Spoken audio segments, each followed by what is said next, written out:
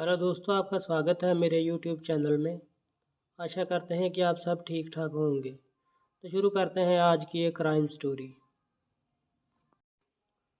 मुंबई की ठंडी रातों में जब शहर नींद में होता है, तब कुछ चेहरे ऐसे होते हैं जो अपने भीतर की भूख, लालच और डर से लड़ रहे होते हैं।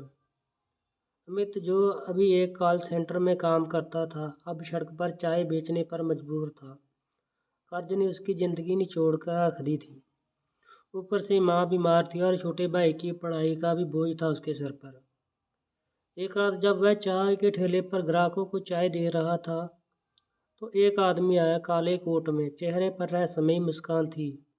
वह बोला, अगर तुम्हें अपनी ज़िंदगी बदलनी है तो इस कार्ड पर दिए नंबर पर कॉल करके आ जाना। अमित ने कार्ड उठाया, जिस पर सिर्फ एक लाल स्क्वायर सर्कल और ट्रायंगल बने हुए थे। इसके नीचे लिखा था सीक्रेट गेम, जीतने पर 10 करोड़। अमित ने हंसते हुए कार्ड को जेब में डाल लिया, लेकिन रात भर सो नहीं सका। सुबह जब माँ की खांसी की आवाज़ और दवाई के खाली डिब्बे देखे तो उसने नंबर मिलाया। फ़ोन के दूसरी तरफ से एक महिला की आवाज़ आई, अगर तुम खेलने के लिए तैयार हो तो आज रात 10 बजे CST स्टेशन के पीछे वाली पुरानी पार्किंग में पहुंच जाओ। कोई सवाल मत पूछना। अमित पहुंचा। वहां पहले से कुछ लोग खड़े थे। वह टैक्सी ड्राइवर, कॉलेज का छोरा, एक नर्स और एक बूढ़ा आदमी और एक औरत थी जो शायद मॉडल थी। सभी के चेहरे पर डर और जिज्ञासा दोनों झलक रहे थे। अचानक एक वैन रुकी और सबकी आंखों पर पट्टी बांध दी गई। जब पट्टी खुली तो वह एक अंधेरे हॉल में थे। दीवारों पर बड़े बड़े अक्षरों में लिखा था, सीक्रेट गेम में आपका स्वागत है। एक लंबा आदमी आया जिसने लाल मास्क पहना था। उसके पीछे कई गार्ड थे। सभी ने एक जैसे लाल सूट और ब्लैक मास्क पहने थे। इस आदमी ने कहा कि यह खेल आसान है। हर राउंड में कुछ लोग जीतेंगे, कुछ नहीं। हमेशा के लिए खेल से बाहर हो जाओगे जो हारेगा। सब हक्के बक्के रह गए। अमित बोला, इसका मतलब क्या है बाहर? गार्ड ने गोली चलाकर दीवार में छेद कर दिया। यही मतलब है। पहला राउंड, लाल बत्ती, हरी बत्ती, रेड लाइट, ग्रीन लाइट। सभी को एक मैदान में ले जाया गया। सामने एक बड़ी गुड़िया जैसी मशीन थी जिसकी आंखों में सेंसर लगे हुए थे। घोषणा हुई कि जब लाल बत्ती हो कोई हिलेगा नहीं, हिले तो खेल खत्म। सीटी बजी, हरी बत्ती जली। सब दौड़ पड़े। अचानक लाल बत्ती हुई।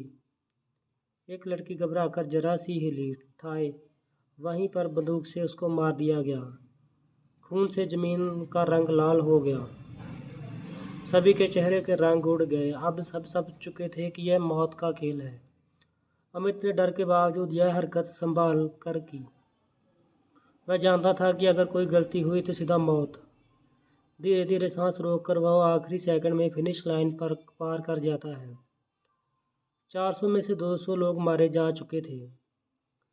दूसरा राउंड था ग्लास ब्रिज। अब सिर्फ 200 लोग ही बचे थे। सामने दो दो शीशे की लाइनें थी, पर स्टेप पर दो कांच, एक मजबूत और दूसरा कच्चा जो टूटने वाला था। कौन सा सही और कौन सा मौत का रास्ता था, कोई नहीं जानता था। अमित पीछे खड़ा था। हर बार जब कोई आगे बढ़ता तो एक गिलास गलत कदम और एक नीचे गहराई में गिर जाता। खून के छींटे ऊपर तक उड़ते। अमित ने ध्यान दिया कि कांच की परत पर थोड़ी रोशनी में फ़र्क है। उसने उस चाल को समझ लिया। वह धीरे धीरे आगे बढ़ा और सेफ जोन तक पहुंच गया। अब केवल 23 लोग ही बचे थे। तीसरा राउंड था जोड़ी का खेल। सभी ने कहा गया कि अपनी पसंद का पार्टनर चुन लो। अमित ने एक बुजुर्ग आदमी गोविंद को चुना जो उसकी माँ की याद दिलाता था उसे। लेकिन जब खेल शुरू हुआ तो नियम सामने आए। केवल एक ही बचेगा, जो जीतेगा वही आगे जाएगा। अमित का दिल टूट गया। गोविंद बोला, बेटा, ये ज़िंदगी मैंने देख ली है, तू जी मेरे लिए। अमित के हाथ कांप रहे थे। उसने पत्थर फेंका और बूढ़ा आदमी गिर पड़ा। वह जीत गया पर अंदर से मर गया। चौथा राउंड था झूले की रस्सी। अब सिर्फ 10 लोग ही बाकी बचे थे। हर रस्सी के नीचे गड्ढा था जिसमें से लोहे के कांटे थे। जो गिरा वो सीधा मौत की तरफ ही जाता था। टीम बनाती थी 5-5 की 2 टीमें। अमित की टीम में वो लोग थे जो अब उसके साथी बन चुके थे। एक दूसरे की मदद से उन्होंने दूसरे ग्रुप को हराया, पर आखिरी खिंचाव में एक आदमी फिसल गया। रस्सी खींचते ही वह नीचे गिर गया। अमित की आंखों के सामने सिर्फ खून ही चटक रहा था। अब बचे थे सिर्फ 3 खिलाड़ी, अमित, एक औरत रश्मि और एक रहस्यमय आदमी जो पूरे खेल में से चुप था। उसने सामने फिर वही मास्क वाला आदमी आया। अगला राउंड आखिरी राउंड है, उसने सबको बताया। लेकिन तभी अमित ने देखा कि उस लाल मास्क के पीछे एक स्क्रीन पर कुछ झलक रहा था। Game hosted by squad cop next target city of Delhi. Amit के दिमाग में जैसे बिजली दौड़ पड़ी थी। वह कोई खेल नहीं, एक जाल है। कोई पूरी दुनिया में यह मौत का खेल फैला रहा है। और तभी अचानक लाइटें बंद हो गई, गोली चली और सब कुछ अंधेरे में डूब गया। सच का चेहरा हमेशा नकाब के पीछे ही छुपा रहता है। जब अमित ने आंखें खोली तो उसे कुछ देर के लिए कुछ समझ में नहीं आया। चारों तरफ श्वेत दीवारें थी, जैसे कोई अस्पताल का कमरा हो, पर हवा में अजीब सी गंध थी। धातु और खून की मिली जुली थी। उसके हाथों में ड्रिप लगी हुई थी और शरीर पर चोटों के निशान थे।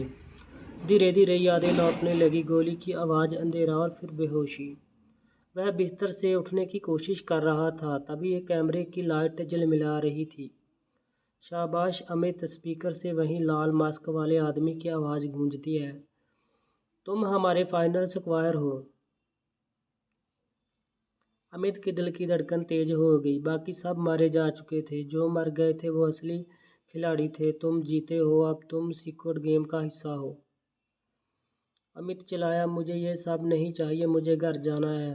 आवाज़ में हंसी थी, ठंडी निठुर हंसी। अब घर नहीं अमित, अब तुम्हारा घर सीक्रेट गेम ही है। नया मिशन सीक्रेट के अंदर की साजिश थी। अमित को एक नया लाल सूट दिया गया और एक मास्क दिया गया। वह उनमें से एक बन गया था जो कभी मौत के खेल में झोंक दिए गए चुके थे। हर हफ्ते नए लोग आते, कभी दिल्ली से तो कभी जयपुर या कोई पटना से। उन सब के लिए अमित एक गार्ड था, पर अमित भीतर से टूटा हुआ था। रात में जब वह सोता तो वह उस कंप्यूटर में रूम में चला जाता और सारे डेटा को सेव कर दिया। वहाँ से जो कुछ फाइलें भी मिली। Secret game phase 2 Delhi expansion plan.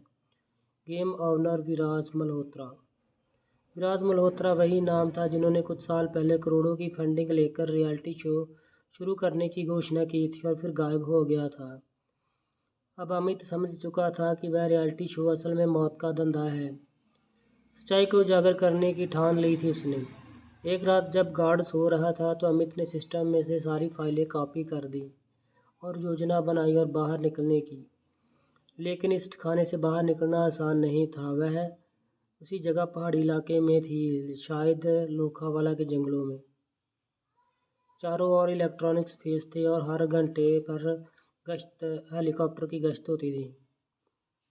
Amit ने अंदर से कुछ गार्ड को मनाना शुरू किया। रश्मि जो मर चुकी थी समझ गई थी, असल में घायल अवस्था में बची थी और अब गार्ड बन चुकी थी।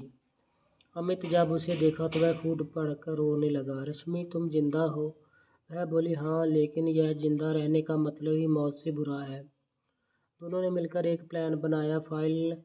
फाइनल गेम्स का फ़ायदा उठाकर भागने का प्लान बनाया दोनों ने। फाइनल शो था सीक्रेट गेम सीज़न 2। विराज मल्होत्रा ने नया सीज़न लॉन्च करने की तैयारी की थी। इस बार खेल दिल्ली में होना था और यह खेल लाइव स्ट्रीम में होना था। डार्कनेट पर जहां अमीर लोग मौत पर दांव लगाते हैं, हजारों क्रिप्टो ट्रांजैक्शन एक साथ मौत पर करोड़ों की बाजी लगती है। अमित और रश्मि ने तय किया कि वह जब शूटिंग शुरू हो रही होगी तभी वह इस सिस्टम को हैक कर दुनिया के सामने सच लाएंगे। उन्होंने कुछ पुराने खिलाड़ियों की मदद ली जो जिंदा थे, अब कैद में रखे गए थे। 11 नए प्रतिभागियों ने भाग लिया। वह सभी वहां पर डर महसूस कर रहे थे जो अभी अमित ने किया था। पहला खिलाड़ी था ब्लाइंड हंट था। अंधेरे कमरे में कोई एक दूसरे को मारने की कोशिश करता था।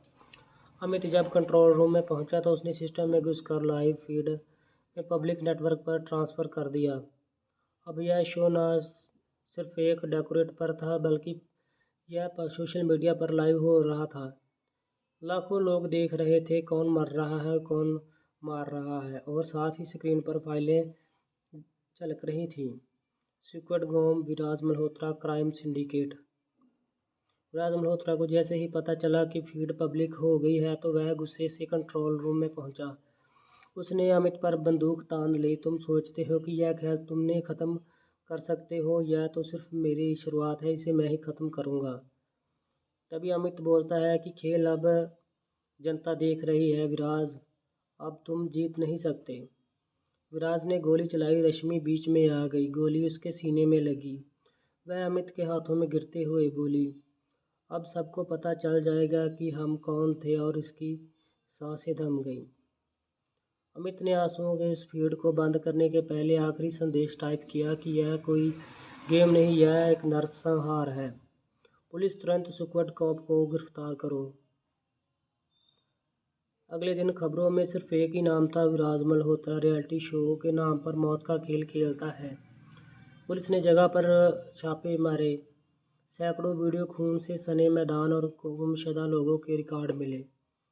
अमित को पुलिस ने सुरक्षित निकाल लिया। उसके बयान पर देश भर में कई गिरफ्तारियां हुई। सरकार ने इस मामले को भारत का सबसे बड़ा क्राइम नेटवर्क करार दिया। 6 महीने बाद जब अमित एनजीओ चलाता था तो गुमशुदा लोगों के परिवारों की मदद करता था। वह सुबह अपनी माँ के साथ चाय पीता और रश्मि की तस्वीर को सामने रखकर दिया जलाता था। बाद में सब नॉर्मल हो गया। यहीं पर कहानी समाप्त होती है। दोस्तों, चैनल को सब्सक्राइब, लाइक, शेयर और कमेंट करना मत भूलिएगा।